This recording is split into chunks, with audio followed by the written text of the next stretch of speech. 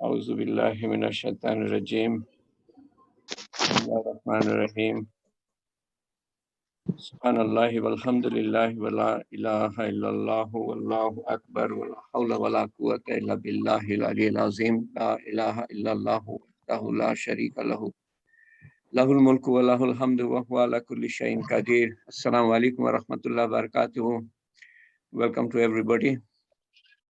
We thank Allah Ta'ala. We thank Allah Ta'ala for giving us the tawfiq to attend. Tawfiq is from Allah.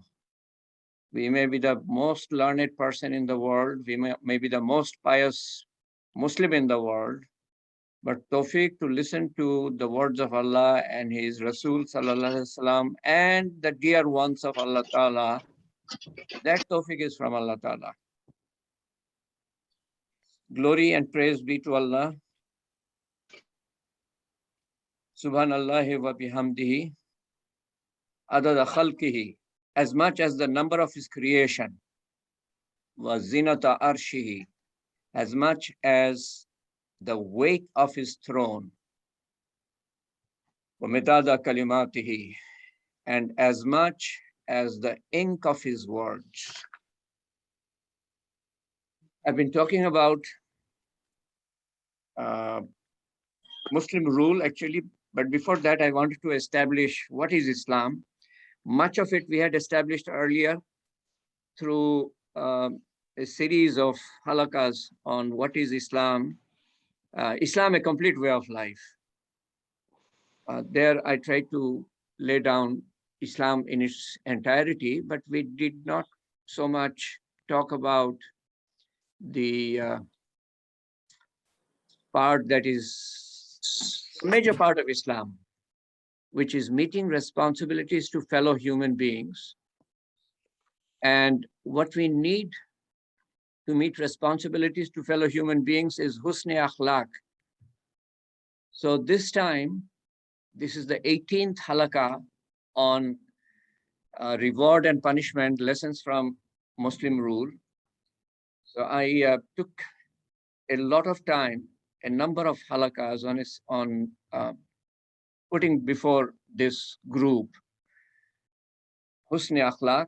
Firstly, with events from the lives of Rasulullah Sallallahu Alaihi Wasallam, from the life of Rasulullah Sallallahu Alaihi Wasallam that show his beautiful character and conduct, actual events from his life. And then we went over about 230 traditions from Rasulullah Sallallahu Alaihi Wasallam on husn akhlaq, beautiful character and conduct, and summarized them a few times over. And then we started with Muslim rule, starting with the time of Rasulullah Sallallahu Alaihi Wasallam to the time of Abu Bakr Radiallahu Anhu as Khalifa, and to the time of Umar Radiallahu Anhu as Khalifa, and to the time of Uthman Radiallahu Anhu as Khalifa. And last time it was the time of Ali Radiallahu Anhu as Khalifa. And after actually even before the halaqah, I realized that I should talk a little bit more about the Battle of Camel and the Battle of Siffin to portray the beautiful character of Rasulullah, of Ali Radiallahu Anhu, and what we can learn, from these illustrious companions of Rasulullah Sallallahu Alaihi Wasallam, especially the last two Khalifas, Uthman Radiallahu Anhu and Ali Radiallahu Anhu, during whose times came big fitna. And through those fitna, Allah Ta'ala wanted to teach us how to conduct ourselves in times of fitna. We may not be in war, but we have Cold War with our relatives, with our friends. How do we conduct ourselves? We can learn at least that part from the way Ali Radiallahu Anhu conducted himself in times of actual battle. I didn't talk so much about the Battle of Jamal, the Battle of Camel, last time. Just mentioned and talked a little bit about the Battle of Siffin, but I came across more description about the Battle of Siffin also that would portray the husn akhlaq of Ali radiallahu anhu, that in turn we can put into practice in our lives. And that was absent in later Muslim rulers, as a result of which, Muslims went down the hill in terms of all aspects, including portraying beautiful character and conduct. So after the downfall of Uthman, many Muslims wanted to gain khilafat, power. However, Ali radiallahu anhu was nominated as the new Khalifa, and after a few days, he accepted it as the fourth Khalifa. And this obviously displeased many power-hungry Muslims, and they became enemies of Ali radiallahu anhu. As a result, they planned to launch an offensive in the year 656 AD, and that was the year he accepted Khilafat. To fight, launch a war against Ali radiallahu anhu. And the claim that they posed was that Usman radiallahu anhu was killed, and he was an Umayyad, and the Umayyads wanted revenge against the killers of Usman radiallahu anhu.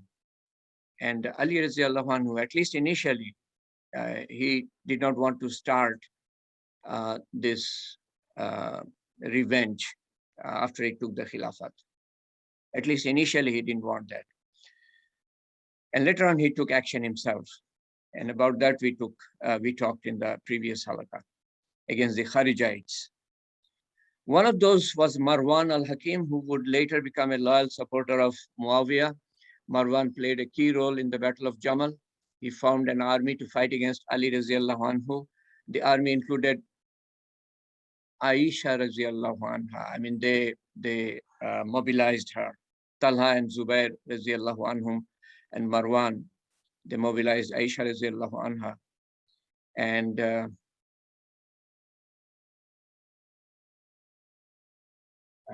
the army was formed. The rebels headed to Basra. Ali got the news, and he also formed an army to combat the rebel forces. And during the mutiny, the governor of Kufa, appointed by Ali radiallahu anhu, Abu Musa al-Ashari, another companion, encouraged the Kufans not to join Ali's army. He encouraged people to distance themselves and disobey the new Khalifa. So it was a very difficult time. I would say in the entire history of Islam, this was possibly the most difficult time. And on one hand, you had Aisha radiallahu anha with Talha and Zubair. Talha and Zubair happened to be among the 10 people about whom Rasulullah sallallahu alaihi wasallam in one sitting gave the news of Jannatul Firdaus.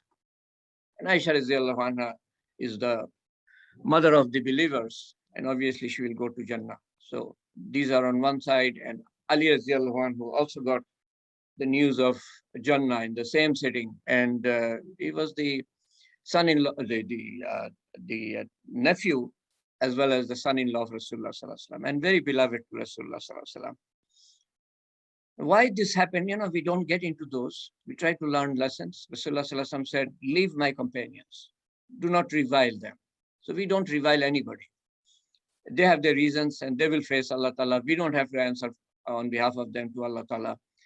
We just want to learn some lessons. When Ali, I'm not using the term Radiallahu anhu, as I mentioned to you, just to save time. I want to finish within a certain time, and people don't have unlimited time. Brothers don't have unlimited time. So I leave out that part, but it is all implied within our hearts. These are all respected people. When Ali realized the situation in Kufa, he sent Malik al-Ashtar to rally up troops, another big name Sahabi. Malik rallied up the Kufans with a powerful speech. In the meantime, Abu Musa al-Ashari, another companion, was commanding people to stay in their homes. He was the governor of Kufa and not fight for Ali.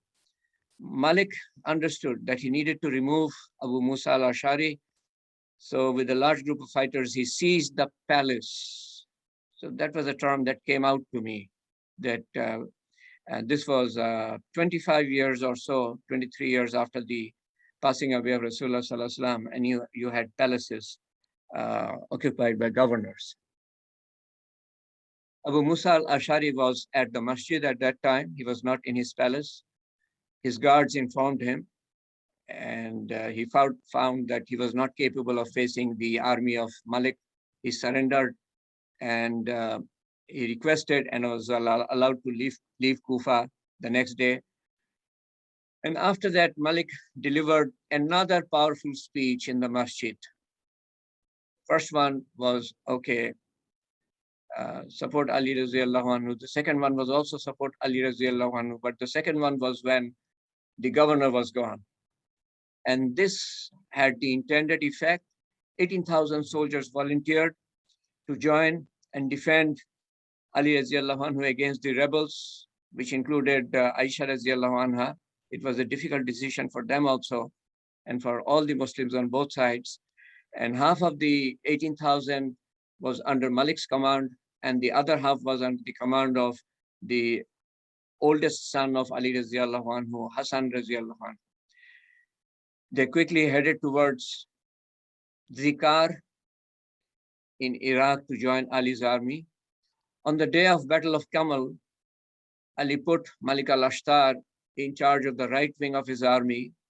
Ammar bin Yasir, one of the earliest slave Khalifa, who was tortured like Bilal Radhiyallahu Anhu. And later on, he was bought by Abu Bakr Radhiyallahu Anhu and freed. So he was in charge of the right wing of the army and gave the flag to the son of Muhammad ibn al-Hanafiya, the son of Ali Radhiyallahu Anhu, not from Fatima Radhiyallahu Anha. After both sides introduced themselves, Arabian custom, tradition, Ali asked his army not to attack because they might be mistaken. And this was actually, I did not include it as the first of the noblest actions of Ali Radhiyallahu Anhu. So this was left out. But this was his first of noblest actions. He asked them, don't attack. And he took time. He took time. He also asked his army if there was a brave soul who could take the Quran and appeal to the rebels. Another step, not to fight. A brave young man volunteered. When the young man approached the rebels, they killed him. So this was the first of Ali's noblest gestures, but actually this was second, because first one was he asked his army not to attack. So this should be the second of his noblest gestures, that he tried to send an envoy so that the rebels do not fight, and went with the Quran, and the envoy was killed. This was against all norms of warfare. After this, Ali Radhiyallahu Anhu raised his hands towards the sky and prayed, Allah, the eyes are gazing at you and the hands are extended. Our Lord, judge between our nation and us with justice, and you're the best judge. Now, what I should point out, actually, this is something I already pointed out in the previous session, but I should point out here also that before this, 100 days had elapsed, during which Ali Radhiyallahu Anhu tried to negotiate with the rebels so that there's no spilling of Muslim blood by Muslims. Brothers fighting against brothers. Now, we cannot think of fighting against our own brothers. And these people, nurtured by Rasulullah Sallallahu Alaihi Wasallam, among themselves, they were very close brothers, more than their blood brothers. And within 25 years after the passing, or 23 years after the passing of Rasulullah Sallallahu Alaihi Wasallam, this is happening actually. I mean, we cannot imagine the depth of the calamity, the profundity of the calamity within such a short period of passing away of Rasulullah Sallallahu Alaihi Wasallam.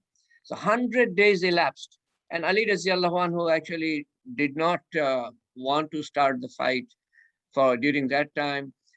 It was actually a group, an extremist group actually, which I pointed out in the previous session, an extremist group who later on turned out to be the Kharijites. who provoked the enemy, the rebels. And then the rebels attacked, and Ali Radiallahu anhu had to take the action that I'm describing here. We did not talk about these in the previous session, but I'm just bringing facts from the previous session to fill in the blanks. Malik al-Ashtar and his soldiers advanced fighting bravely. During the war, Ali ibn Abi Talib told Malik, as long as the camel of, oh, sorry. Let me retract. Those 100 days comes out next in the Battle of Siffin. So please forget about the 100 days and whatever I said. So whatever is here, that stands. I was getting mixed up with the next battle that comes, Battle of Siffin. So Malik al-Ashtar and his soldiers advanced fighting bravely. During the war, Ali ibn Abi Talib told Malik that as long as the camel of Aisha radiallahu anha was standing, the war would continue. So in order to end the war, he wanted to end the war as soon as possible so that less Muslim blood and life was spilled. So he ordered Malik al-Ashtar to cut off the feet of Aisha radiallahu anha's camel. And in addition, he ordered Muhammad ibn Abi Bakr, the blood brother of Aisha radiallahu anha, to catch her when she falls off the camel. An amazing gesture of Ali radiallahu anhu. One of the noblest gestures in all of human history, I would say, in the battlefield. Cut the feet of the camel, but when she falls, you, the brother of Aisha radiallahu anha, blood brother, hold her so that she is not hurt. So this is the third of noblest gestures of Ali radiallahu anhu. I'm renumbering that. Both Malik and Muhammad ibn Abu Bakr carried out their assignments, thus ending the battle. Because when people don't see Aisha radiallahu anha on the camel, they stop fighting. Because she was the rallying cry of the battle. Ali ordered his soldiers to escort Aisha radiallahu anha safely back to Medina.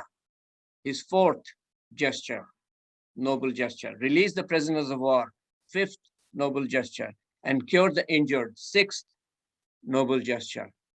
Moreover, he forgave, pardoned all the rebels for their actions, seventh noble gesture. A non-Muslim historian writes, after his victory at the camel, he tried to relieve the distresses of the vanquished by preventing the enslavement of their women and children, which we mentioned in the previous slide. In the face of the protests of a group of his partitions, a group of his soldiers protested against his nobleness. When battle ended, he showed his grief, wept for the dead, eighth noble gesture, and even prayed over his enemies, ninth noble gesture. After the war, Malik al-Ashtar and Ammar bin Yasir went to Aisha radiallahu anha, 10th noble gesture. 10 noble gestures of Ali radiallahu anhu. Many scholars state that Malik was 70 years old in the Battle of Jamal, in which he was the mainstay of the battle. So that's the extent to which I can put forward before you in terms of what we can learn from Ali, the redoubtable Ali radiallahu anhu. The Battle of Siffin. The trouble for Ali radiallahu anhu was not over. Muawiyah was still there. Muawiyah was another claimant of the Khilafat. So the excuses that he had is that he was, until that point, this was 657 AD. Until that point, 2 years after the assassination of martyrdom of Uthman radiallahu anhu, Ali radiallahu anhu was unable to punish the murderers of Uthman, and Muawiyah refused at the same time to pledge allegiance to Ali radiallahu anhu, and that eventually led Ali radiallahu anhu to move his army north, that means towards the Levant, which comprises of Syria and other nearby countries nowadays. to confront Muawiyah, who wanted autonomy of the Levant. And since the time of Umar radiallahu anhu, he was the governor. So that part is from the previous session. And this part is also from the previous session, that Ali radiallahu anhu had 80,000 men, of which 70 had fought in the Battle of Badr, 70 had taken the oath at Hudaybiyah to Rasulullah sallallahu alaihi wasallam, and so 400 prominent Ansar and Muhajirun, while Muawiyah had 120,000 Syrians under his command.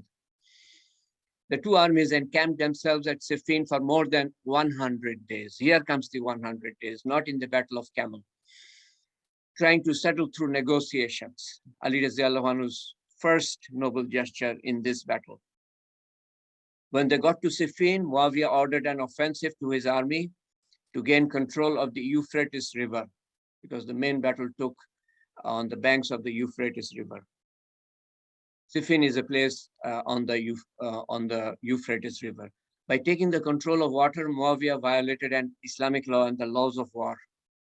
Therefore, Ali sent Sasa bin Suhan, one of the companions of Rasulullah sallallahu alaihi wasallam, to ask for some water. He said to Muawiyah, Muawiyah, Ali says, let us take some water. Then we will decide what's between you and us. Otherwise, we will fight each other till the victor drinks. Again, a very difficult situation of brothers fighting brothers. It is not the brotherhood that we have in our days, by the way.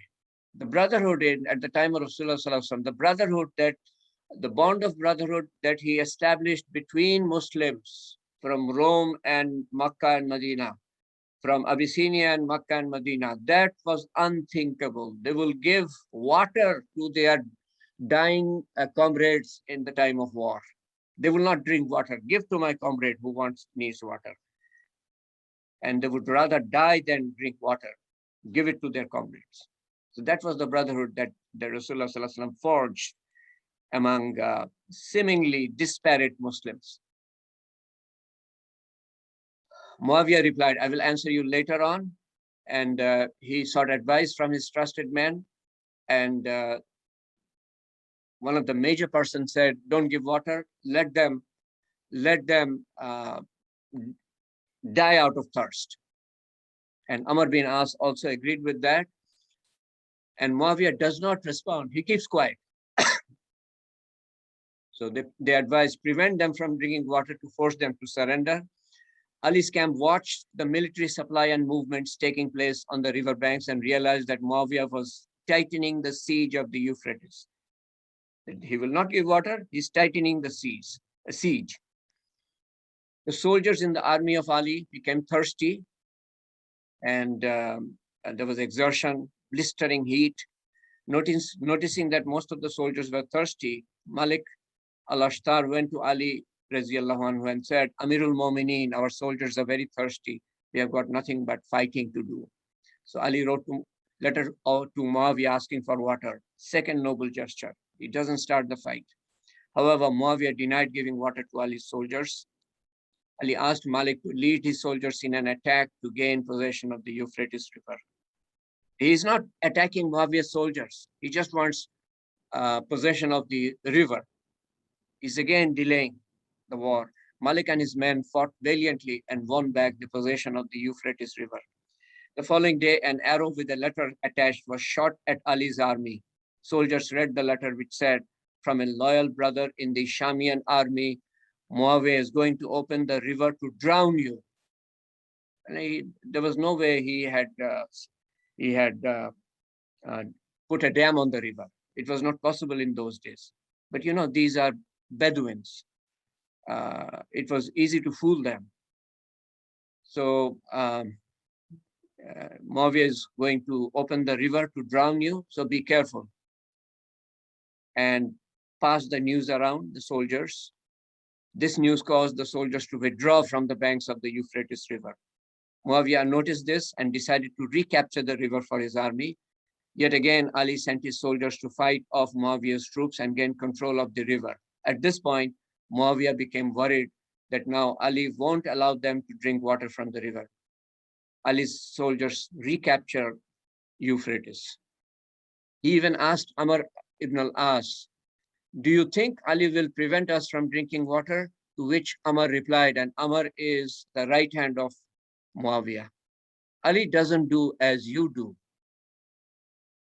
Ironically, Muawiyah wrote a letter to Ali, asked him for water since that means Muawiyah's soldiers were now thirsty.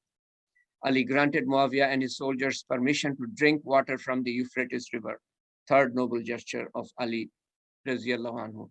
Allowing the rebels to drink water changed the mindset of some soldiers in Muawiyah's army. They reflected upon the fact that Muawiyah did everything and anything, including breaking Islamic laws, to win the war. Ali did everything to represent the true Islam, even if it meant losing the war. At nighttime, some of Muawiyah's troops went and joined Ali's army because they represented truth and humanity. As the battle continued, Malik al-Ashtar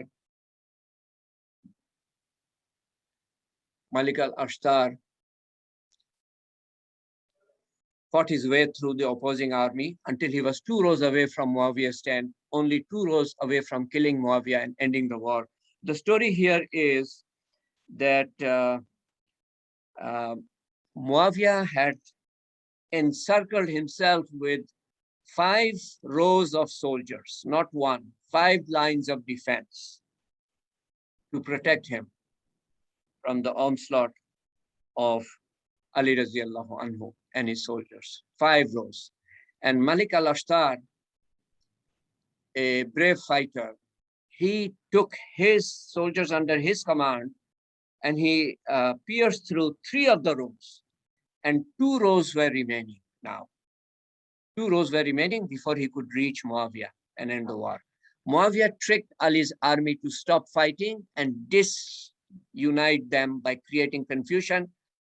Muawiyah ordered his soldiers to place the Quran on their spearhead, something that we had mentioned in the previous session. When most of the soldiers of Ali saw this, they stopped fighting. Ali knew that it was a trick by Muawiyah to create confusion and disunity. He told his army, it's a trick. I was the first to invite them to Allah's book. Now, Ali radiallahu anhu was the first to start negotiation. And this was 100 days later, actually. And even 100 days later, the battle started when a group from Ali's army attacked the enemy, that means the rebels, and they turned out to be the Kharijites later on. That is when Ali radiallahu anhu had to resort to fighting, because when a group from his army attacked, Muawiyah's army counterattacked. So he had to defend himself. He had to fight. So he had an alibi before Allah Ta'ala on the day of judgment. That, oh Allah, I waited 100 days for him to accept me as the Khalifa. I didn't attack. He told his army, it's a trick. I was the first to invite them to Allah's book, and I was the first to believe in it. They have disobeyed Allah and broken his promise. Because he was referring to the negotiation process and persuading process before the war. Ali wanted his soldiers to continue fighting because they were so close to victory. So now the actual war battle has started. He wanted it to end. And he would be within hudud, within the prescription of Sharia. And I will quote that in the next session. I won't have time today, I guess. What does Sharia say when somebody claims Khalifa after one person is already the Khalifa? So he wanted his soldiers to continue fighting. They were so close to victory. Despite Ali's effort, 22,000 soldiers disobeyed his commands and said, stop fighting and order al-Ashtar to withdraw. He was so close to getting rid of Muawiyah radiallahu anhu. So they said, stop fighting, knowing that his own soldiers had turned their backs on him and a few group of true believers. So turned their backs on him and a few group of true believers. Ali ibn Abi Talib told his soldiers to command Malik to return to for safety reasons. The messenger gave Malik the order, even though Malik knew that he had the opportunity to end the war and rid the world of Muawiyah. He stopped and returned. Malik said, if Ali ibn Abi Talib orders something, I have to return. Ali was deprived of a decisive victory, but he won the hearts of millions. Edward Gibbon, and this is something I again quote from the previous session, the famous British historian who wrote a book called The Rise and Fall of the Roman Empire, History of the Rise and Fall of the Roman Empire. He writes, the Khalifa Ali displayed superior character of valor and humanity. His troops were strictly enjoined to wait the first onset of the enemy, to spare their fleeting brethren, and to respect the bodies of the dead and the chastity of the female captives. The ranks of the Syrians were broken by the charge of the hero, who was mounted on a piebald, that means colorful horse, and wielded with irresistible force his ponderous and two-edged sword. He was about 58 at that time, and not in battlefield for the previous 25 years or so, other than the Battle of Camel. A week of combat was followed by violent battle known as Laylat al-Harir, the night of clamor. There was so much of fighting that at the end, it was seen that 25,000 from Ali Raziallahu Anhu's army were killed and 40,000 from Muawiyah's army were killed. And Ali Raziallahu Anhu was so much affected by these killings of Muslims that, as in the words of Gibbon, Ali generously proposed to save the blood of the Muslims by a single combat between Ali and Muawiyah. But his trembling rival, meaning Muawiyah, declined the challenge as a sentence of inevitable death. And this was like a sentence to Muawiyah if he faces Ali 1-1. But Muslim blood would have been saved.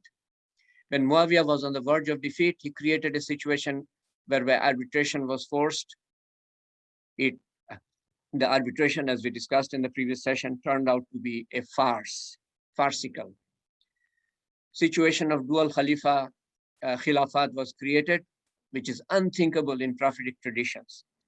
And the situation was created, as I mentioned in the previous session, is like this, that the arbitrator of Muawiyah proposed to the arbitrator representing Ali Raziallahu Anhu. Actually, he was not the first choice of Ali Raziallahu Anhu, because he was the one who encouraged Kufans not to join Ali Raziallahu Anhu. So he was not the first choice. But Ali Raziallahu Anhu was forced to accept him as his choice. And the representative of Muawiyah was a Sahabi, and I don't want to name him. And the representative of Ali Raziallahu Anhu was also a Sahabi. So representative of Muawiyah told the representative of Ali Raziallahu Anhu, let us get rid of both Ali and Muawiyah. Both are claiming Khilafat, let us get rid of them. And then we will have create a situation to elect a new Khalifa. So the representative of Ali Raziallahu Anhu did not understand the bait, did not understand the farce in it. So at the time of announcement, he said that we are taking out Ali Raziallahu Anhu. And the representative of Muawiyah Raziallahu Anhu said, we are installing Muawiyah as the new Khalifa. Whereas he was the one who proposed that both of them should be taken out. So Muawiyah, as a result, became the Khalifa based on this ruse, that means this false situation. But Ali Raziallahu Anhu was not ready to accept the verdict of the arbitrators, because he was installed as the Khalifa. After the Battle of Siffin, Ali Raziallahu Anhu, rather than dealing with Muawiyah, turned to bloodthirsty Kharijites and lost another opportunity to get rid of Muawiyah. And we described this part in good detail in the previous session. After the Kharijites were crushed, one of them martyred Ali Raziallahu Anhu during Fajr prayer in masjid in Kufa. This was 661 AD. He became the Khalifa in 656 AD, so 5 years. Ali ordered, and this is from the previous session, it again shows his beautiful akhlaq, character. Ali ordered his sons not to attack the Kharijites. And this is after he was attacked and he was injured and he was about to die. Instead, stipulating that if he survived, Ibn Muljam, the killer, would be pardoned. Whereas if he died, Ibn Muljam would be given only one equal hit as he gave to Ali Radiallahu anhu. And even if that hit did not kill him, he would not be given a second hit. And Hassan Radiallahu anhu did that after Ali Radiallahu anhu died. And this is not from previous session. This is from a Shia source. And it states that Ali Radiallahu anhu, despite being aware of his fate, and in spite of knowing that Ibn Muljam would be his killer, did not take any action against Ibn Muljam because he could not kill someone who had not killed him yet. And this is from me, that you could neither jail such a person because you cannot prove his guilt. He has not committed the guilt yet. Ali Radiallahu anhu had to pay the ultimate price for his sheer goodness and nobleness. The most amazing aspect is, to me, is within 30 years of Rasulullah Sallallahu Alaihi Wasallam, 2 of his closest companions were murdered by those who claimed to be Muslims, and thousands upon thousands of Muslims killed Muslims. That's the most amazing aspect. And Rasulullah Sallallahu Alaihi Wasallam, his passing away was not even 30 years. If the goal is to serve Islam for the pleasure of Allah Ta'ala, you do not need to clamor for Khilafat. If the goal is to rule and dominate and to leave your name in history books, you need Khilafat. Khilafat is not domination. It is representing Allah and His hudud, laws, and executing them, His laws, not ruled by personal whim. That has no place in Islam. But that was set to come after Muawiyah, because he installed his son as the monarch. And to me, the greatest disappointment, and this actually the event comes from Sheikh Al-Mufid. And to me, that's the greatest disappointment, that Ali did not want his grave to be exhumed. I mean, such a situation was created within Muslim community, within the Muslim nation, that Ali Radiallahu anhu feared that his grave would be profaned by his enemies. That means his body would be taken out and Allah knows what they will do to his body. So he asked his friends and family to bury him secretly. And to me, that's the greatest disappointment of all that we have gone through so far. Legacy, the first fitna, 656 to 661, followed the assassination of Osman Radiallahu anhu. And this fitna during the time of Ali Radiallahu anhu put Muslims against Muslims in the battlefield, including bringing to the battlefield Ummul Mu'mineen, Hazrat Aisha Radiallahu anha. And this was ended by Muawiyah's assumption of the Khilafat. This civil war is regretted as the end of the early unity of the Islamic community. Circumstances that led to this war in Muslim history has been mentioned differently by different Muslims. The civil war created permanent divisions within the Muslim community regarding who had the legitimate right to occupy the Khilafat. Ali's 5 years were fraught with internal division and fratricidal wars. No external expansion took place during his time, but tremendous expansion took place during the time of Umar Radiallahu anhu and Osman, and some during the time of Osman Radiallahu anhu.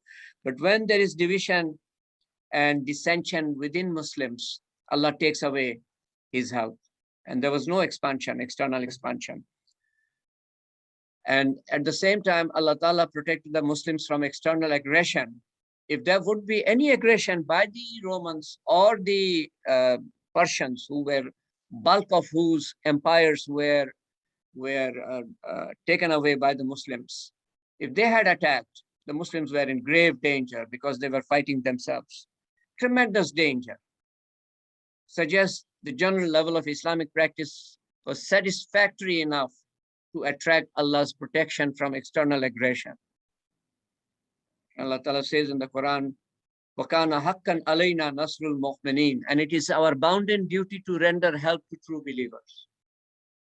And this is just my guess that Allah Ta'ala must have protected the Muslims so that there was no external aggression. Ali Radiallahu anhu showed grace under pressure, exemplified superior conduct under mammoth fitna. Ali stood firmly by his principles and would not compromise them for political self-gain. He did not want to involve himself in the game of political deception. It deprived him of success as a Khalifa, but he became an example of the piety and uncorrupted Islam, as well as the chivalry of pre-Islamic Arabia. Ali's taqwa had full impact on his policies. So we cannot separate his policies, his practices in and out of battlefield, separate from his taqwa. His taqwa carries on to the battlefield. All his deeds were dominated by his religious belief, spirit.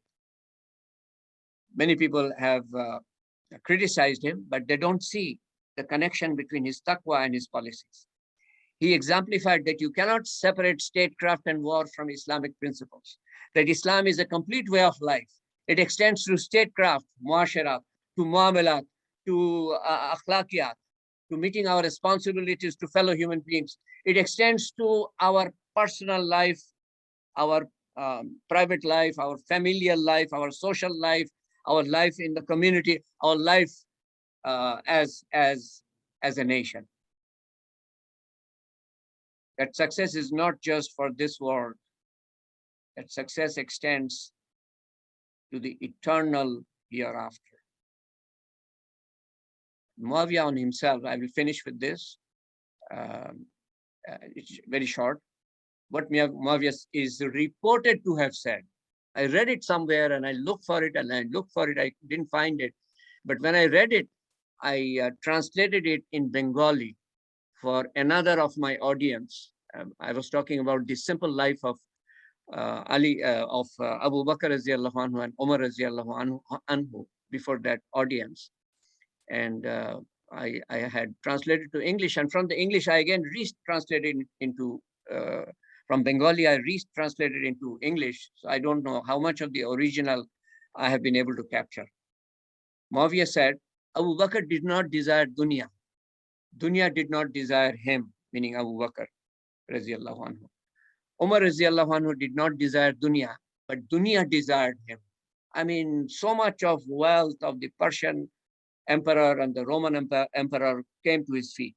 Dunya desired him, but Umar did not desire dunya. He was not changed the bit by all this wealth pouring in. And Muawiyah said, and this was the part for which I wanted to present before you. Muawiyah said, we are soiled by dunya inside out. After talking about Muawiyah, I want to present before you what he said about himself. Oh Allah. I will start with this part in the next session. And then I want to talk about, here I have made a comparison between Rasulullah Sallallahu Alaihi Wasallam and the four Khalifas and the Rashidun period. So I'll talk about this in the next session. And then I will present before you some prophecies of Rasulullah Sallallahu Alaihi Wasallam. Some prophecies. পরীক্ষিত হওয়ার জন্য।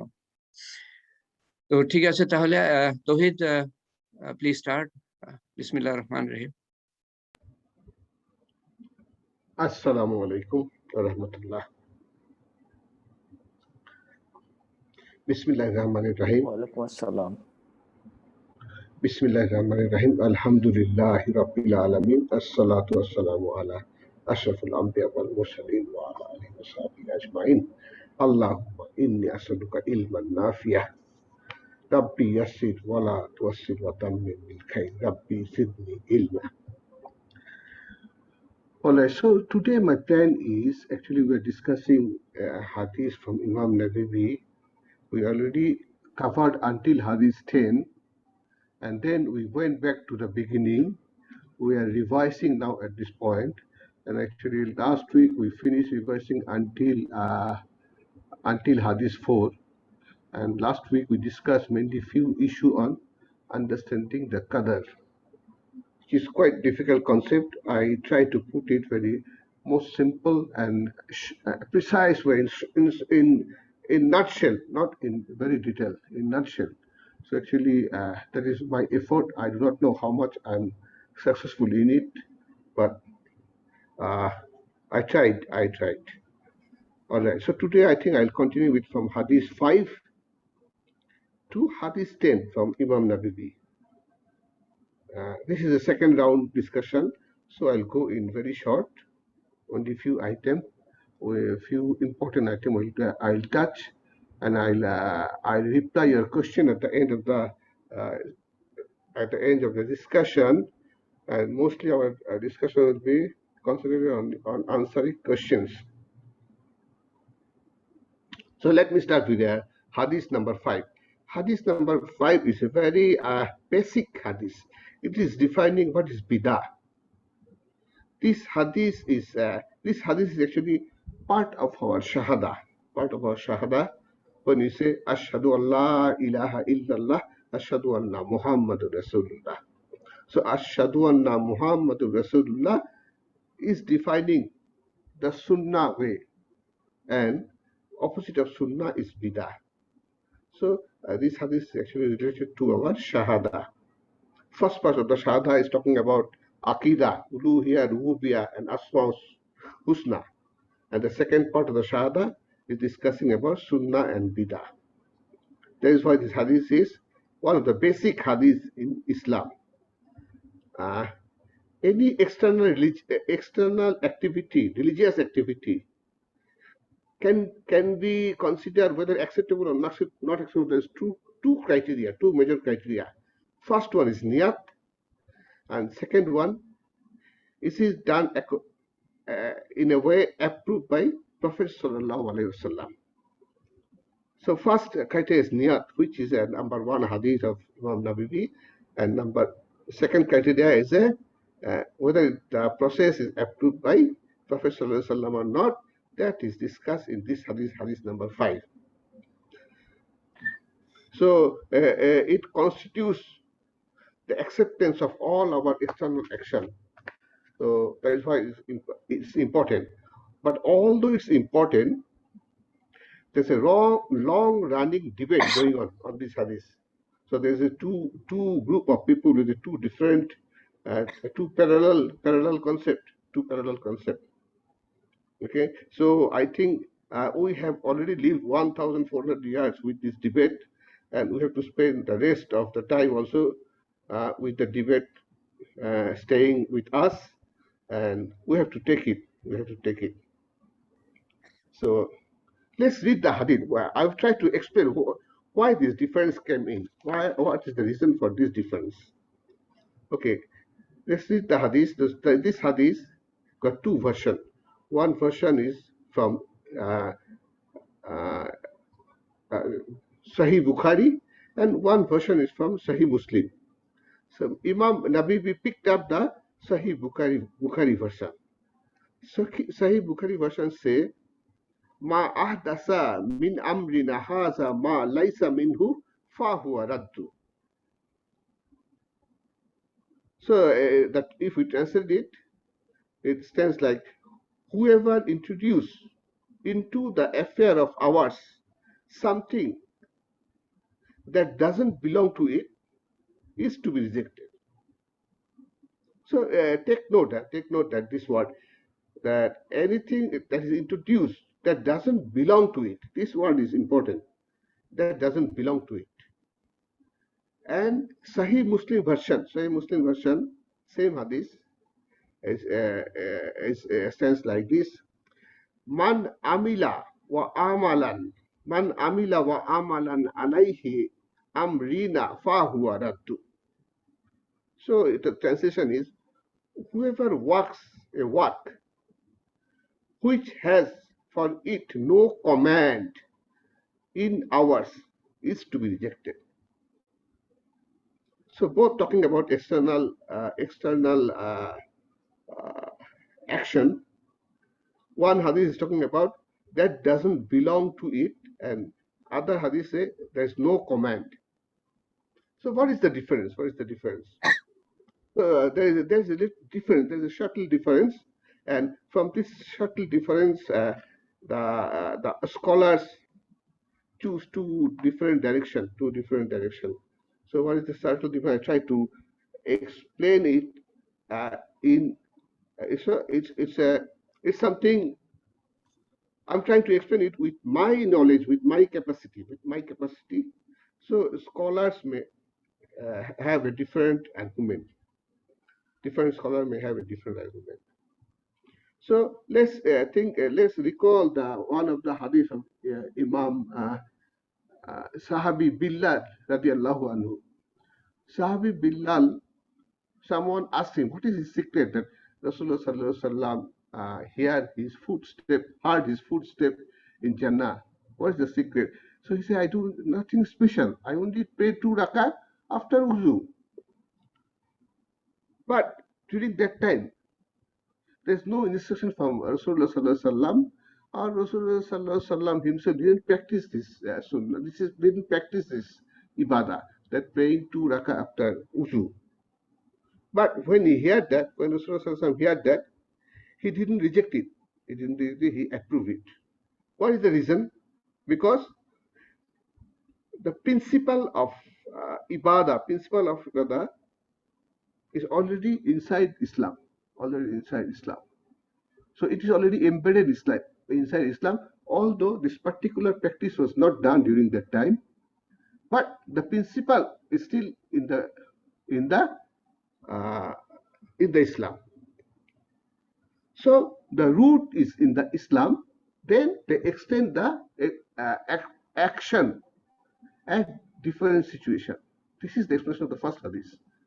And the second hadith is looking for comment. Is there any comment? No comment.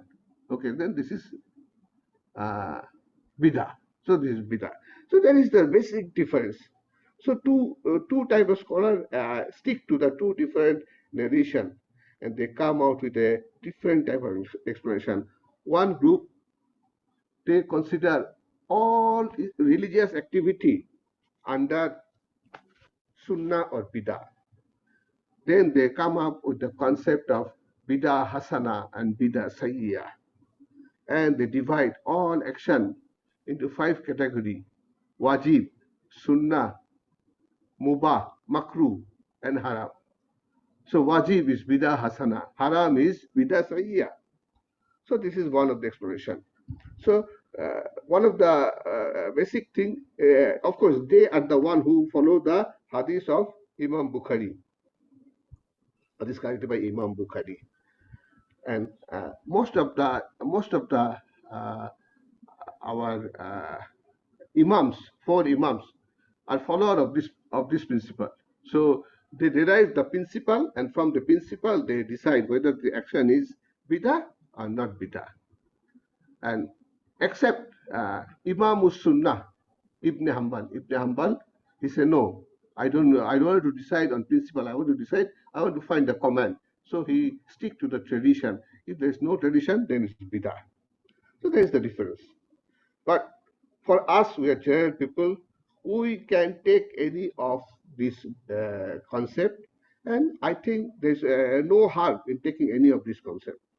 Both will satisfy our religion, and we shouldn't argue on this, because later on we see a hadith that if we do too many questions and too many arguments, that will ruin everything. That will ruin all the good effect of Islam. Okay, so basically this is how I wanted to explain this hadith. And we have hadith number 28 in Imam Nawawi. We have another hadith regarding bidah, and then maybe we'll discuss again the whole thing in more detail, in more comprehensive form.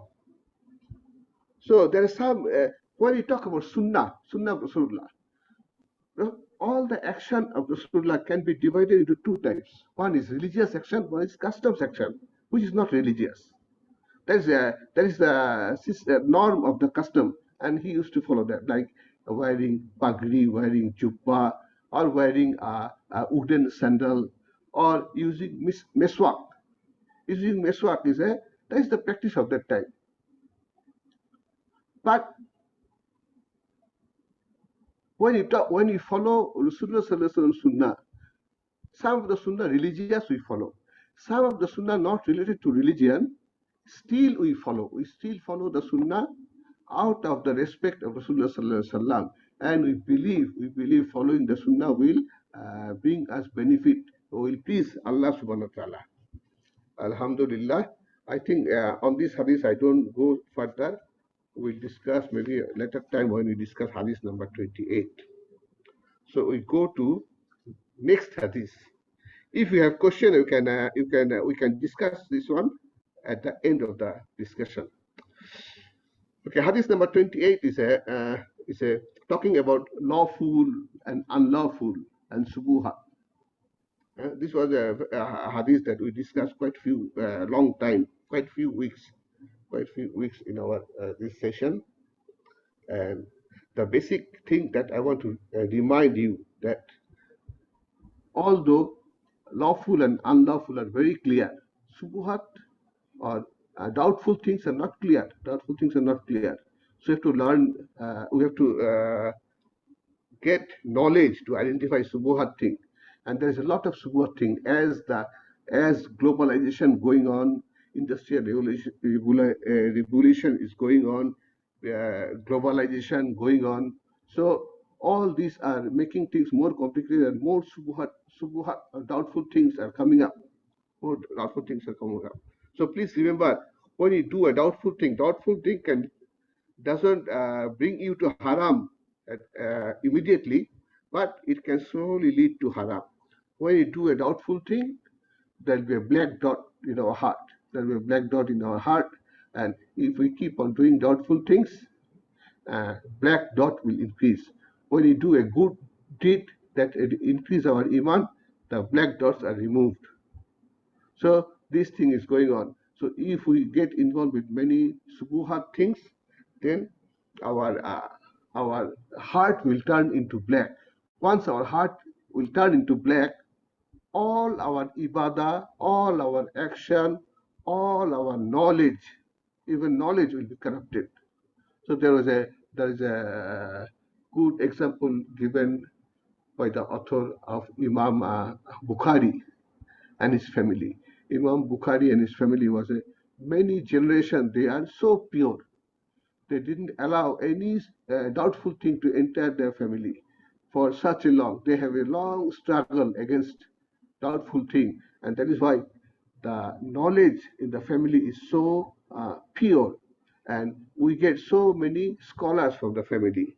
So we must understand, because why nowadays in this modern civilization, why we don't get similar scholars that we used to get during that time? Just because of this thing, that there's a lot of doubtful things is happening in the world, in the business. There's so many doubtful things. All the ad, 100% they contain some doubtful things. All the ad doesn't fulfill their what they say, 100%. So that is why. So there's so many doubtful things, and all the doubtful things is affecting our daily life, and our mind are polluted, and that is why we cannot, even we study the same book, our understanding is not that pure. All right. So that is about this. We have to stay careful about doubtful thing. We have to stay careful about doubtful thing very, very seriously. Most of the time we are not that serious. So this is about hadith number 6. Hadith number 7. Hadith number 7 was talking about sincerity, nasiha. Hadith on nasiha. Religion is a sincerity for who? For Allah, for Messenger, for a book, for the leader of the Ummah, and for Jahil Muslim. So this hadith show that we have responsibilities. Nasiha is the meaning is fulfilling the right, fulfilling the right. It also can mean advice, but more accurate meaning is fulfilling the right. So we have to fulfill our right towards Allah, towards Rasulullah, towards Quran. eh. So as a Muslim, we ignore some part of rights towards Quran. Rights towards Quran. What are the rights? We just recall the rights towards Quran. The rest of the thing, I think people used to know, because we are born Muslim. We hear Islamic things from our family, from childhood. We know a little bit. So let's recall what is our rights towards Quran. The first right of Quran is we have to believe that Quran is word of Allah. Quran is word of Allah means it's a sifat. It's a sifat of Allah. It's not created, and it will not destroy. It will not perish. So when universe will perish, what will happen to Quran? So Allah will uh, take away the Quran. So it is said that before when the universe is perished, or when the last day come, Qiyamah come, all the written words from Quran will be erased. Quran will become white book. I hope everybody know that. All the Quran will become just white book. The words will disappear, and all those who memorize Quran will be taken away from their heart.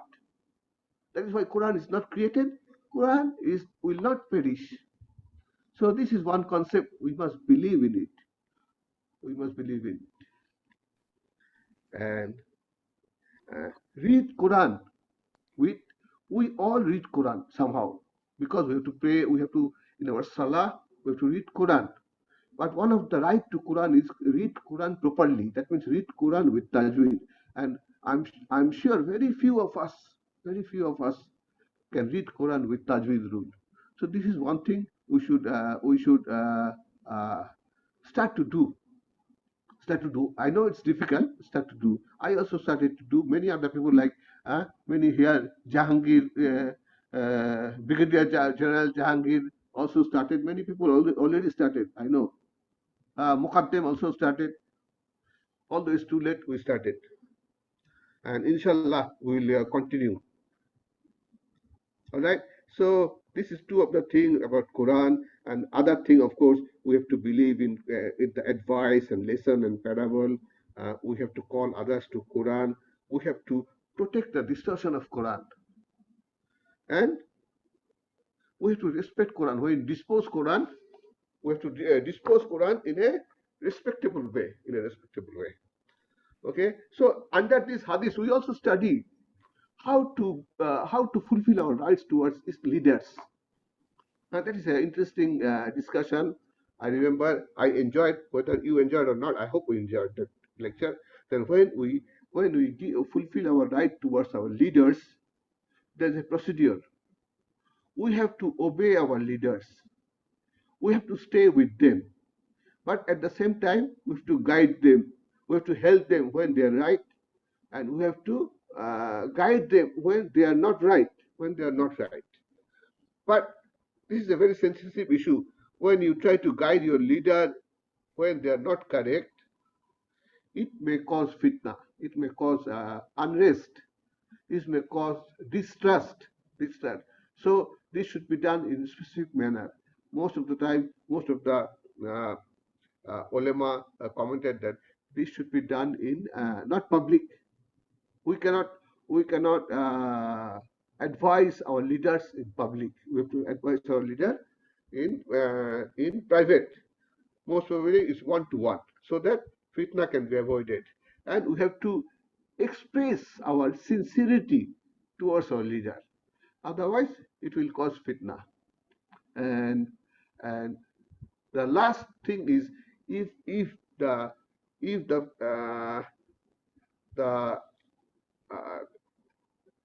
our leaders are not guided even then, and if they deviate from Sharia even after advice, then of course you have to take a uh, strong stand against our leader. And that is to do because if we don't do that, the corruption will spread over all over society. So we don't want that.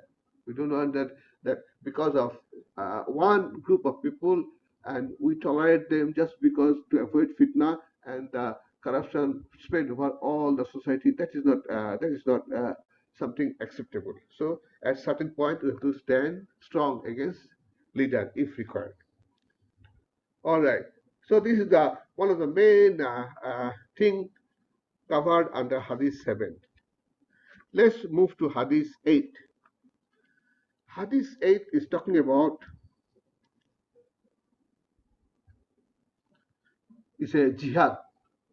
The Hadith 8 say, Rasulullah Sallallahu Alaihi Wasallam say, I have been ordered to fight against people until they testify that there is a God, there is no God but Allah, and that Muhammad is his messenger of Allah, and until they perform prayer and pay zakah, and if they do so, they will have gained protection from me for their life and for their property, unless in accordance with Islam, their reckoning will be with Allah. So this hadith talking about war against people, you say the war against people. So this is a very this hadith can be misinterpreted very easily, and many of the disbeliever who doesn't like Islam, they use this hadith and few ayah from Quran like Surah Baqarah and Surah Tawbah. They use the Surah Anfal. They use this ayah and try to prove that Islam is not doesn't bring peace. That's why this understanding this hadith is important for us. Then we understand what these people are telling against Islam is not correct way of representation. Okay, so this hadith is actually talking about superiority of Islam. Islam is a religion. We know that Islam is a religion that is only accepted by Allah. So we have a responsibility. To give dawah to every person in the world. So if there is a non-Muslim country, or is a country that doesn't are not friendly with Islam, how do you bring dawah there? That is the case why this war is asked actually. That means this war is actually asking for that they accept the supremacy of Islam, they will allow the dawat, and if possible, they will pay jizya tax to Muslim. When they pay jizya tax to Muslim, this is a sign that dawah of Islam has reached them. This is sheer proof. When somebody pays jizya tax, means this is sheer proof that the dawah of Islam has reached them. And then only they are paying jizya tax, because they know Islam, they know the condition, they know what is the reason they are paying jizya tax. So that is why this war is talking about required for spreading Islam. But must remember that we can spread our dawah to everywhere, but we cannot force anybody to Islam, because that is contradictory. We say that in Surah Baqarah, what is the ayat? The ayat is, what is it? La ikraha fid din. La ikraha fid din. You cannot force somebody to deen. La ikraha fid din. I don't remember the number of ayah, but that's the ayah from Surah Baqarah. La ikraha fid din. Okay, so this hadith is talking about dawah of Islam, spreading the Islam. And this hadith also talking about few important things.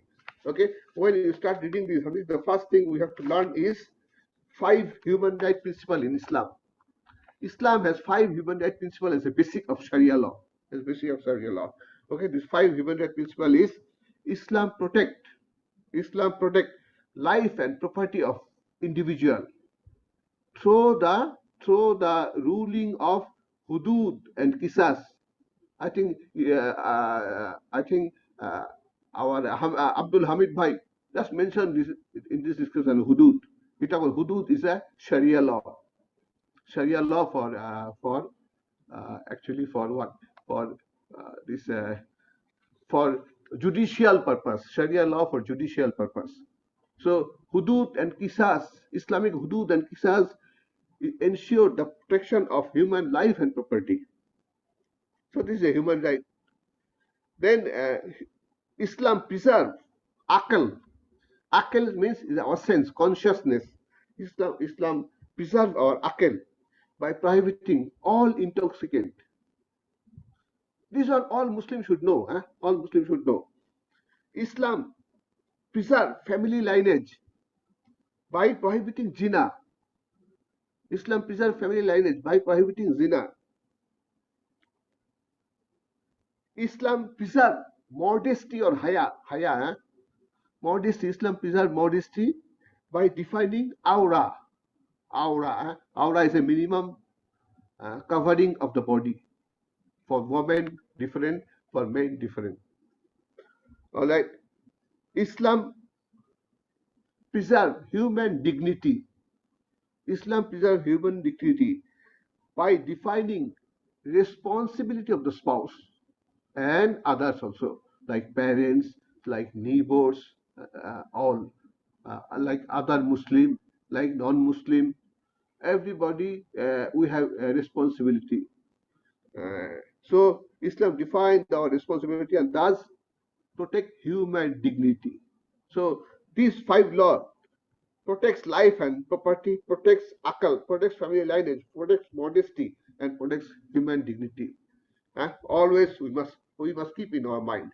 Or Islam is actually very humanitarian system. All the human rights are protected under Islam. All right, this hadith also define the type of jihad. The type of jihad. If you can recall, jihad has 4 stages. First 2 stages is internal. First 2 stages are internal. First stage is iman. I think first stage is a ilm. First stage is ilm. Second stage is akhlaq. Third stage is a fighting with iblis. Fourth stage is a first 2 stages internal. Third and fourth stage is external. Fighting with the iblis and fighting with jalim. So there is a condition. There is a condition that when you can fight with zalim, when you can fight with how you can fight with Islam. There is a condition that under certain condition, if these conditions are not fulfilled, you cannot go and fight against zalim individually. So this is one of the important aspects of under hadith number 8. We move to hadith number 9. We have not much time. I want to finish quickly. All right. So hadith number 9 is talking about flexibility of Sharia. The hadith number 9 is talking about avoid which I forbid you to do, and do that which is I command you to do to the best of your capacity. Verily, the people before you were destroyed only because their excessive questioning and their disagreement with their prophets. So this hadith is talking about 2 things. One is when Rasulullah, this hadith actually is related to a story. There's a story event going on. So when Rasulullah was talking to the gathering about Hajj, and he said Hajj has made compulsory, so please perform it. Then some of the audience stand up and ask him, Ya Rasulullah, do I have to perform it every year? So Rasulullah keep quiet on his question, and he asked 3 times. So then Rasulullah was not happy, and he said, if I say yes, then can you perform every year? I don't think you can perform. So please, they say that's why uh, question. There's etiquette of question. There's the etiquette of question. There's certain question which is encouraged because we learned in hadith number 2. There's certain question increase knowledge, and there is one hadith also that question actually uh, lead to knowledge. Questioning is leads to knowledge, and there is certain question which creates confusion, which creates confusion. So if this type of question is there, we shouldn't ask in public. We should ask, if you really need to ask it separately. So there is an etiquette of questioning. Some question is encouraged, some question discouraged. Okay, and then also they define what is forbidden. We must avoid it. You say forbidding things are very easy to perform, but when doing things are not easy, we have to do certain thing.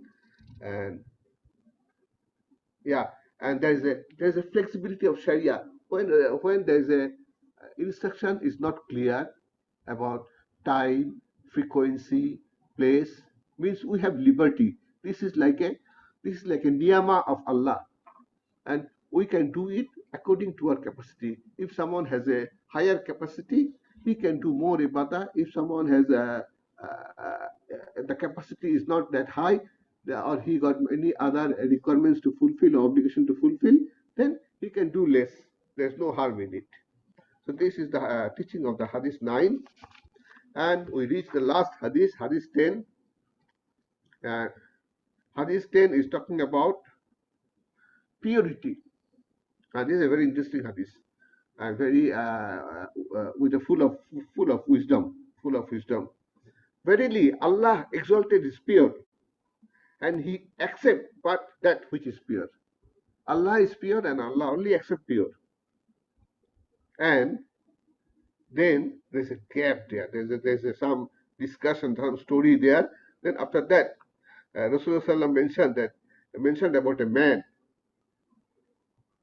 having a journey far and disheveled and dusty, and stretches his he stretches his hands towards sky and say, O Lord, while his food is unlawful, his drink is unlawful, his clothing is unlawful, and he is nourished with unlawful things. So how can it be answered? So we learn few things from the hadith, that purity is part of iman. Purity is part of iman, and also that we say that etiquette of prayer, that we raise our hand towards sky when we pray. We learn from this hadith, all right? And also we learn from this hadith that what are the things that make our prayer nullified. If we are not pure, in our heart, in our nourishment, in our food, in our clothing, our prayer will be rejected. Allah will not take the prayer. So purity in every aspect is very important for us. And this hadith somehow explain the etiquette of prayer. And we also learn some of the attributes of some of the Sahabis that these hadiths are narrated from.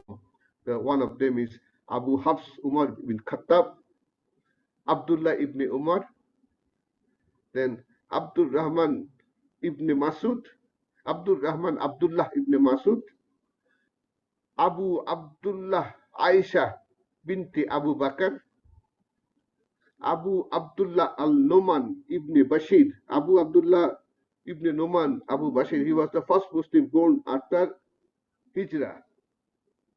Abu Ruqayyah Tamim ibn Awas ad-Dar, he was a Muslim converted from Christianity. He bring the light to Masjidul Nabawi. And Abu Huraira Abdul Rahman bin Sakkar, Abu Huraira Abdul Rahman bin Sakkar radiallahu anhu ajma'in. Abu Huraira only stayed 4 years with Muhammad Sallallahu Alaihi Wasallam, and he narrated about 5,000 hadith. He was very famous for his sincerity and his full dedication to get the knowledge. So more or less, this is the discussion. I end my discussion here, and next week, inshallah, we'll start hadith from hadith 11 from Imam Nawawi, and then we'll continue until hadith 20. Then we again do a revision of 10 to 20, inshallah. Okay, so I end here to open up the question answer session. Subhanallah wa bihamdik, ashhadu an la ilaha illallah, astaghfiruka wa atubu ilaik. Bismillah. Assalamu alaikum, Tawhid. Hadith number 2. Hadith number 2, 2 নম্বর বুখারী শরীফে আছে, মুসলিম শরীফে আছে। তো বুখারী শরীফে কার থেকে এসছে, who's the original narrator, আর মুসলিম শরীফে কার থেকে এসছে? হাদিস নাম্বার 2 না 6, আজকে আমরা 5 থেকে শুরু করছি। 5, সরি, হাদিস নাম্বার 5। হ্যাঁ, হাদিস নাম্বার 5 এখানে হচ্ছে বুখারীতে যেটা আসছে সেটা হচ্ছে আয়েশা রাদিয়াল্লাহু আনহা থেকে, আয়েশা রাদিয়াল্লাহু আনহা থেকে। আর মুসলিমে যেটা আসছে সেটা আমার এখানে আসলে নাই মেনশন করা, সেটা আমি আসলে না চেক করে বলতে পারবো না। তবে আমরা যে ইমাম আবু হানিফা, ইমাম মালিকি এবং ইমাম শাফি, এই তিনজনই আয়েশা রাদিয়াল্লাহু আনহার হাদিসটা ফলো করেন।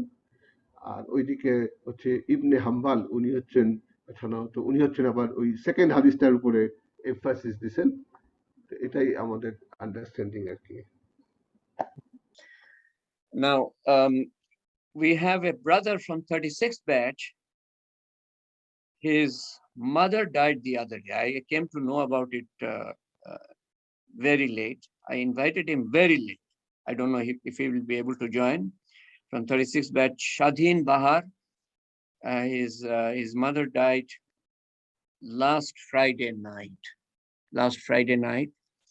May Allah Ta'ala grant her Jannatul Firdaus and make her grave a garden of Jannatul Firdaus. May Allah Ta'ala grant strength and patience to the bereaving family. And we pray for Zaman, whose stomach cancer spread to at least one part of his body, and may it not spread anywhere else. May he be granted full recovery. We pray for Barkat of 6th batch, who is in Nevada, Reno. He was treated for cancer, blood cancer, and was waiting to get a procedure done. And then he was attacked by coronavirus. His oxygen level went down to 85%. Now it is back to 92%. Yesterday's news. May Allah Ta'ala grant him and his wife, who is not admitted in hospital, she's at home. May Allah grant them full recovery, and all those who are suffering from this deadly disease. May Allah Ta'ala grant everybody full recovery, whether they belong to our fraternity or not, wherever they might live in.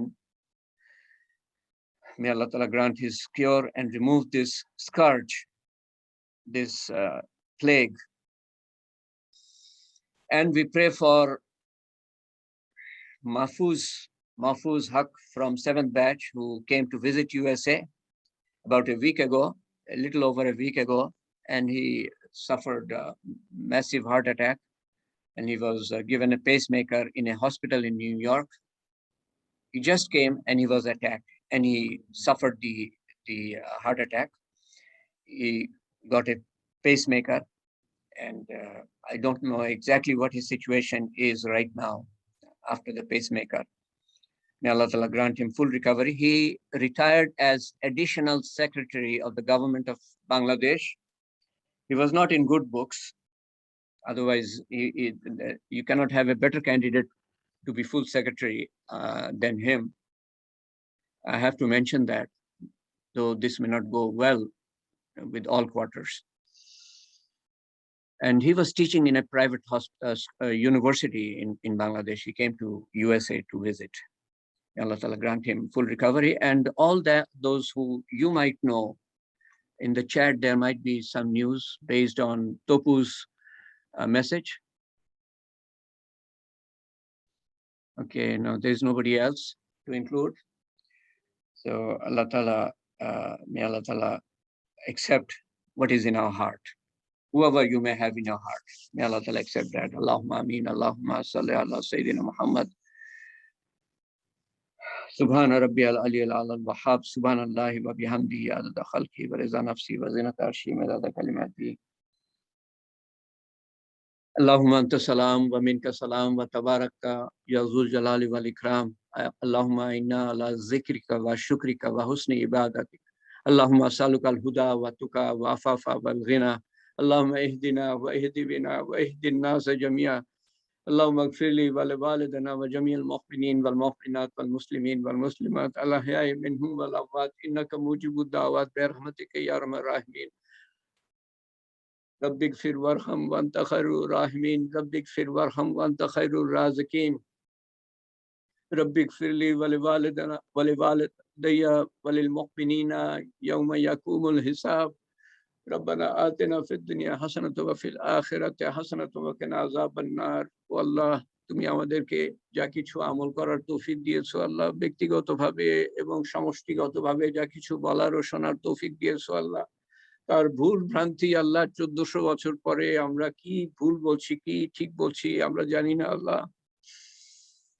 আল্লাহ, তুমি তার ভুল ভ্রান্তি সংশোধন করে তোমার শাহী দরবারে কবুল করো আল্লাহ, এবং যা কিছু আমরা বললাম তার বুঝ আমাদের দান করো আল্লাহ। সেসব গুণাবলী হুসনে আখলাক আমাদের দান করো আল্লাহ। আমরা অনেক দূরে আল্লাহ। ও আল্লাহ, যেই শিক্ষা তোমার হাবিব সাল্লাল্লাহু আলাইহি ওয়াসাল্লাম আমাদের দিয়ে গিয়েছেন, তোমার তার সাহাবারা অনুসরণ করেছেন আল্লাহ, কিন্তু আমরা উম্মত হিসাবে তা বুঝতেও পারি না আল্লাহ, জানিও না আল্লাহ। বেশিরভাগ ক্ষেত্রে তো জানি না আল্লাহ হুসনে আখলাক মানে কি, সুন্দর আচার আচরণ মানে কি, শোনার পরেও আমরা অনুকরণ করতে পারি না আল্লাহ। তুমি আমাদের তৌফিক দাও আল্লাহ, এবং আমাদের ঈমান বাড়িয়ে দাও প্রতিটা দিন, আমাদের ঈমান আমল সুন্দর করে দাও প্রতিটা দিন, যাতে করে তোমার হুকুম পুরাপুরি ভাবে আমরা পালন করতে পারি, আংশিক ভাবে না আল্লাহ। তোমার প্রতি দায়িত্ব পুরাপুরি ভাবে পালন করতে পারি, তোমার বান্দাদের প্রতি দায়িত্ব পুরাপুরি ভাবে পালন করতে পারি আল্লাহ, প্রকৃত ইসলাম পালন করতে পারি আল্লাহ। আমাদের মন গড়া ইসলাম না আল্লাহ, রব চাহে ইসলাম আমরা পালন করতে পারি আল্লাহ। আল্লাহ, তোমার ভালোবাসা সহ তোমার সন্তুষ্টি যাতে আমরা অর্জন করতে পারি আল্লাহ, এবং আমাদের যে চিরশত্রু আছে শয়তান, তার ধোঁকার থেকে আমাদেরকে হেফাজত করো আল্লাহ, আমাদের নফসের তাড়নার থেকে হেফাজত করো আল্লাহ, দুনিয়ার চাকচিক্যের থেকে আমাদেরকে রক্ষা করো আল্লাহ, প্রতিটা মুহূর্তে আমাদেরকে রক্ষা করো, এক মুহূর্তের জন্য ছেড়ে দিও না আল্লাহ, এবং হাত ধরে আমাদেরকে কবর পর্যন্ত নিয়ে যেও আল্লাহ, এবং শয়তানের শেষ চেষ্টা ব্যর্থ করে দিয়ে আল্লাহ। যখন তোমার সন্তুষ্টি আমরা পাবো তখন কলেমা সহ আমাদেরকে নিয়ে যেও আল্লাহ, যাতে করে তোমার ও আল্লাহ কবরের জীবন আমাদের শান্তিময় হয় আল্লাহ, তোমার সর্বোত্তম ব্যবহার পাই, হাসরের ময়দানে আমরা নিশ্চিন্তে থাকতে পারি আল্লাহ, তোমার সর্বোত্তম ব্যবহার পাই আল্লাহ, এবং পুলসিরাত বিদ্যুতের গতিতে পার হতে পারি, তোমার সন্তুষ্টি পাই আল্লাহ, এবং বিনা হিসাবে জান্নাতুল ফেরদৌসে দাখিল হতে পারি, তোমার সন্তুষ্টি পাই আল্লাহ। ও আল্লাহ, আমরা বিভিন্ন নেক হাজত নিয়ে হাত উঠিয়েছি আল্লাহ, আমরা বিভিন্ন বিপদ আপদ নিয়ে হাত উঠিয়েছি আল্লাহ, আমরা বিভিন্ন অসুখ বিসুখ নিয়ে হাত উঠিয়েছি আল্লাহ, তা আমাদের নিজেদের হোক বা আমাদের সন্তান সন্ততির হোক বা আমাদের পরিবার পরিজনের হোক বা আমাদের আত্মীয় স্বজনের হোক, আমাদের বন্ধু বান্ধবের হোক আল্লাহ, আমাদের পাড়া প্রতিবেশীর হোক আল্লাহ, আমাদের দেশবাসীর হোক, আমাদের বিশ্ববাসীর হোক আল্লাহ, তুমি দূর করে দিও আল্লাহ। ও আল্লাহ, তুমি সমস্ত মুসলমানকে ক্ষমা করো আল্লাহ, সমস্ত মানুষকে হেদায়েত করো আল্লাহ, তুমি রহমত করো, তুমি মাগফিরাত করো আল্লাহ, তুমি হেফাজত করো আল্লাহ, তুমি আমাদেরকে তোমার আপন করে নিও আল্লাহ। ও আল্লাহ, এবং যা কিছু আমরা পাঠ করেছি আল্লাহ, যা কিছু আমল করেছি আল্লাহ, তার তার ভুল ভ্রান্তি সংশোধন করে তোমার শাহী দরবারে কবুল করে তার সওয়াব রাসূল করিম সাল্লাল্লাহু আলাইহি সাল্লামের কাছে পৌঁছে আল্লাহ ও আমাদের যে ভাই স্বাধীন বাহার তার মাতার কাছে পৌঁছে দিও আল্লাহ, এবং আমাদের যত আত্মীয় স্বজন কবরে শায়িত আল্লাহ, আমাদের পিতামাতা যদি শায়িত থাকে আল্লাহ, আমাদের দাদা দাদি যদি শায়িত থাকে, আমাদের নানা নানি যদি শায়িত থাকে, আমাদের মামা মামি ফুপা ফুপু খালা খালু আত্মীয় স্বজন বন্ধু বান্ধব শিক্ষক শিক্ষার্থী পাড়া প্রতিবেশী তথা সমস্ত মুসলমান, বিশেষ করে আমাদের কলেজের সাথে যারা জড়িত ছিল আল্লাহ সবার কাছে পৌঁছে দিও। তারা যদি কবরে শায়িত থাকে আল্লাহ তাদের কবরে আযাব মাফ করে দিও, কবরকে প্রশস্ত করে দিও, কবরকে নূর দিয়ে পরিপূর্ণ করে দিও, জান্নাতুল ফেরদৌসের বাগান বানিয়ে দিও আল্লাহ। তুমি তাদেরকে তাদের দরজা উঁচু করে দিও আল্লাহ, প্রতিটা দিন তাদের দরজা উঁচু করে দিও আল্লাহ, এবং তাদের দরজা উঁচু করে দিও। কিয়ামতের দিন আল্লাহ তোমার আরশের নিচে ছায়া দিও আল্লাহ, আমলনামার ডান হাতে দিও আল্লাহ। সেই ভয়ানক দিনে তাদেরকে নিশ্চিন্ত মনে রেখো আল্লাহ, সেই ভয়ানক পুলসিরাত বিদ্যুতের গতিতে পার করে দিও আল্লাহ, এবং সেই ভয়ানক দোজখ থেকে রক্ষা পানা দান করো আল্লাহ, এবং বেহেশতে জান্নাতুল ফেরদৌসে দাখিল করো আল্লাহ। আমার সাথে যাতে সবাই একত্রিত বাস করতে পারি আল্লাহ।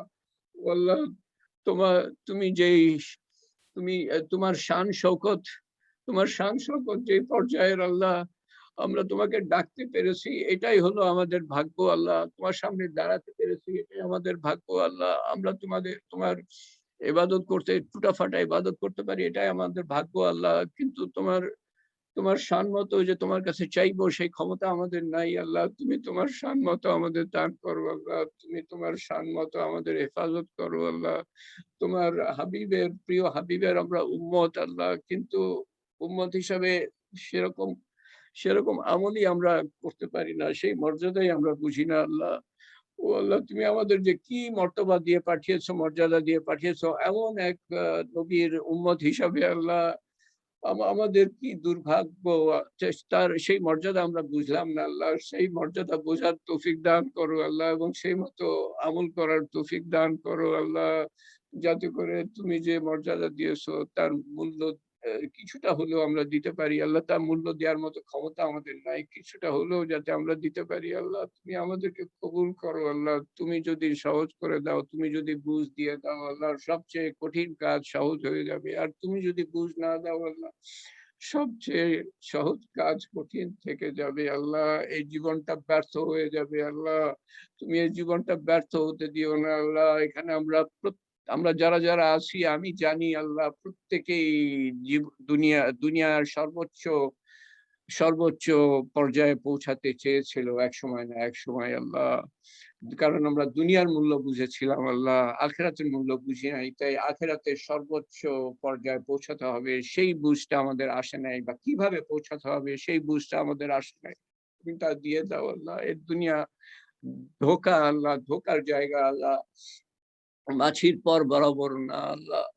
ও আল্লাহ এর আকর্ষণে আমরা যে কি শ্রম দিয়েছি সারা জীবন, এখানে যারা যারা আছে সবাই কি শ্রম দিয়েছে আল্লাহ, এই দুনিয়ার মূল্য বুঝে যার কোনো মূল্য তোমার কাছে মাছির পর বরাবর না, তার পিছনে আমরা জীবন লাগিয়ে দিয়েছি আল্লাহ, মূল্যবান জীবন লাগিয়ে দিয়েছি আল্লাহ। তুমি যে জন্য আমাদের সৃষ্টি করেছো তা আমরা বুঝি নাই আল্লাহ, সেটার জন্য আমল করতে পারি নাই। তুমি আমাদের এই সবচেয়ে বড় গোনা তুমি মাফ করো আল্লাহ। আমার জীবনের উদ্দেশ্য আমরা বুঝি নাই আল্লাহ। ও আল্লাহ আমাদের উদ্দেশ্য বোঝার তৌফিক দান করো, সেই মতো চলার তৌফিক দান করো, যাতে এই মূল্যবান একমাত্র সুযোগ জীবন আমরা নষ্ট না করি আল্লাহ। এক একটা জীবন কত মূল্যবান আল্লাহ, আমরা বুঝতে পারলাম না আল্লাহ। আমাদের সন্তান সন্ততিকে সেভাবে আমরা মানুষ করতে পারি আল্লাহ। ও আল্লাহ আমরা অনেকেই হয়তো সেই সুযোগটা হারিয়েছি, সন্তান সন্ততি বড় হয়ে গিয়েছে এবং তারা কথা শুনে না, এমন ভাই আমার কাছে কান্নাকাটির মতো করেছে যে আমার ছেলেদেরকে তো মানুষ করলাম, কিন্তু আমি যাওয়ার পরে তারা যে আমার জন্য দোয়া করবে না, তারা তো তাদের বুঝই নাই ইসলাম সম্বন্ধে, সেই বুঝটা দিতে পারে নাই আল্লাহ। জীবনে পৃথিবীতে বড় করার পিছনেই লেগেছিল, তারা যে পৃথিবীতে বড় হচ্ছে আল্লাহ, বড় হবে হয়তো, কিন্তু দোয়া করার মতো নেই, সেই আক্ষেপ করেছে আল্লাহ। সেই আক্ষেপ যেন আমাদের করতে না হয় আল্লাহ। ও আল্লাহ আমাদের জন্য কে দোয়া করবে, আমাদের সন্তান সন্ততিতে যদি আমরা ঠিক মতো মানুষ করে যেতে না পারি আল্লাহ। ও আল্লাহ, এবং তাদের সন্তান সন্ততির কি হবে, এবং তাদের সন্তান সন্ততির কি হবে, এবং কিয়ামত পর্যন্ত আমাদের যে বংশধর, কিয়ামত পর্যন্ত যে শেষ শিশুটা জন্মাবে তার কি হবে আল্লাহ, সে সম্বন্ধে আমাদের কোনো ফিকির নেই। আমরা নিজেদের নিয়ে সারা জীবন ব্যস্ত ছিলাম আল্লাহ। আমাদের জীবনটা শুধরে দাও আল্লাহ, তুমি পারো আল্লাহ।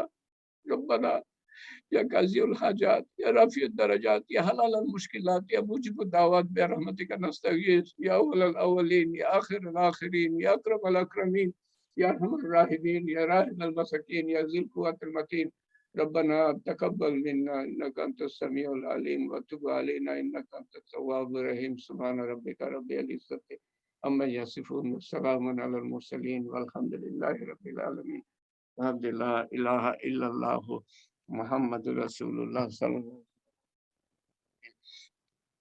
आमीन या रब्बिल आलमीन, आमीन या रब्बिल आलमीन। अल्लाहुम्मा सल्लि अला सय्यिदिना मुहम्मद जज़ल्लाहु अन्ना मुहम्मदन सल्लल्लाहु अलैहि वसल्लम व अहलुहु जज़ल्लाहु अन्ना मुहम्मदन सल्लल्लाहु अलैहि वसल्लम व अहलुहु। अस्सलामु आलाइकुम व राहमातुल्लाहि व बाराकातुहू। ইনশাআল্লাহ সামনের বার আমরা মিলিত হব, একে অপরকে স্মরণ করাই, যাতে আল্লাহ তাআলা আমাদের তৌফিক দেন এবং একে অপরের জন্য দোয়া করি।